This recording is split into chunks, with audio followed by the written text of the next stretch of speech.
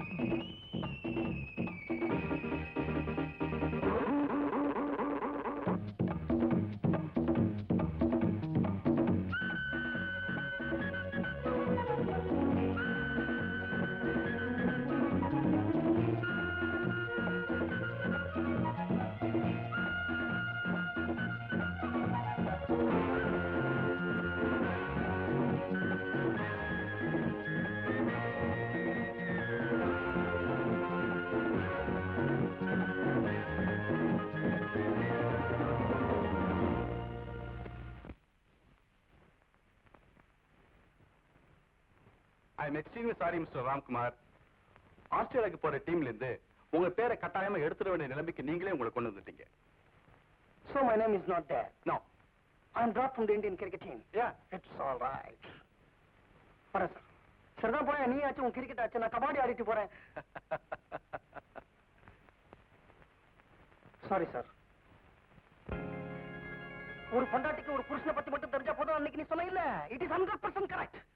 உனக்கு கிரிக்கெட் பத்தி தெரிஞ்சிருக்க வேண்டிய அவசியம் இல்ல. என்ன கல்யாணம் பண்ணிக்கிட்டா ஒரு கிரிக்கெட்டியர் வைஃப் இல்ல. என்ன இப்ப நானே கிரிக்கெட்டியர் இல்ல. டெஸ்ட் மேட்ச்ல டக்கு, ரஞ்சி டிராஃபில டக்கு, போன வாரம் நடந்த லீக் மேட்ச்லயும் டக்கு. முட்டை ஃபார்ம் போச்சு. என் பின்னாடி ஓடி வந்த ரசிகர்கள் இப்ப புது பசங்க பின்னாடி எல்லாம் ஓடுறாங்க. பவுண்டரில இல்ல நான் கையாட்டினா காலாட்டினா விசிலடிஸ் இருப்பாங்க. ஆனா இப்ப சும்மா இருந்தாலும் ஆரஞ்சு பழத்தோட அடிக்கிறாங்க. பாஸ்டர்ஸ். அடுத்த கிரிக்கெட் டெஸ்ட் மேட்ச்ல என்ன டாப் பண்ண போறாங்களா செலக்டர்ஸ் பேசிக்கிறாங்க. How many centuries, how many wickets, how many century partnerships I have given to this country. Dirty fellows, bloody selectors. உங்களை பார்த்தோன்னே எனக்கு பிடிச்சது. ஆனா நீங்க தான் எனக்கு கிரிக்கெட் தெரியாதனால என்ன வேண்டான்னுட்டீங்க. அதெல்லாம் கொஞ்ச நாளைக்கு தானே, இப்போது புரிஞ்சுக்கிட்டீங்களே. பல நாடுகள்ல பலதரப்பட்ட பெண்களை சந்திச்சதனுடைய விளைவா நான் பல தடவை தப்பு பண்ணிருக்கேன். என்ன மாதிரி பொண்ணு முதல்ல சந்திக்கிறீங்க இல்லையா? எனக்கு வரப்போற புருஷன் கெட்டவராவே இருந்தாலும் நடந்த உண்மைகளை ஒண்ணு விடாம என்கிட்ட சொல்லிட்டா எனக்கு ரொம்ப பிடிக்கும். என்ன பத்தின உண்மைகள்லாம் நான் உங்ககிட்ட சொல்லிட்டேன். அதனாலதான் உங்களுக்கு பிடிச்சிருக்கு. தாலி கட்டுறதுக்கு முன்னால நீங்க செஞ்ச தப்பெல்லாம் நீங்க எனக்கு செஞ்ச துரோகமா நான் நினைக்கல. தாலி கட்டினதுக்கு அப்புறம் நீங்க நல்லவரா நடந்துகிட்டா அதுவே எனக்கு போதும். தேங்க்யூ. நீ மட்டும் என்ன உனக்கு தாலி கட்ட அனுமதிச்சா இன்னும் இருந்து நான் உனக்கு ரொம்ப நல்லவனா இருப்பேன். I like you.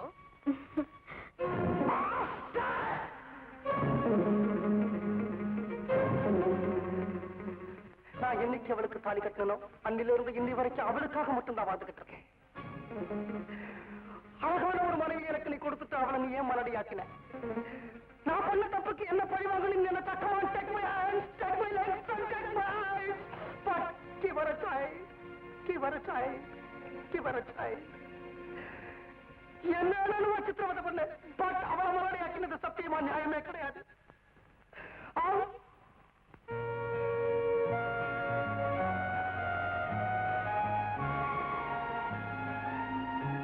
Come in.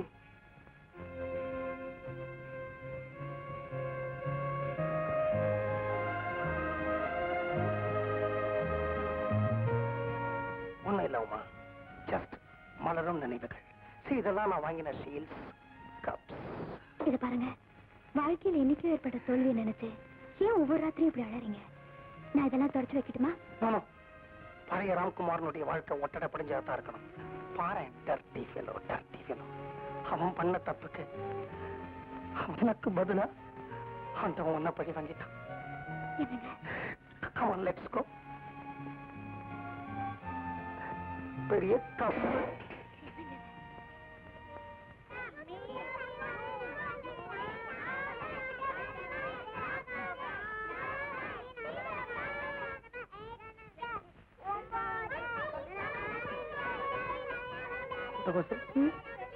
என்ன ஆச்சு பசங்களுக்கு?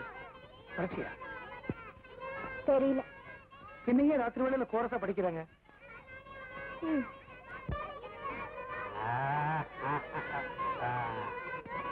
கண்ணுங்களா, தாத்தா சொன்னது ஞாபகம் இருக்கா? ராத்திரி முழுக்க கண்ணு முடிச்சு படிச்சாதான் படிப்பு வரும். நீனா வரப்போற பின்னாடி நாடி எப்படி பட்டி எப்படி? நீமா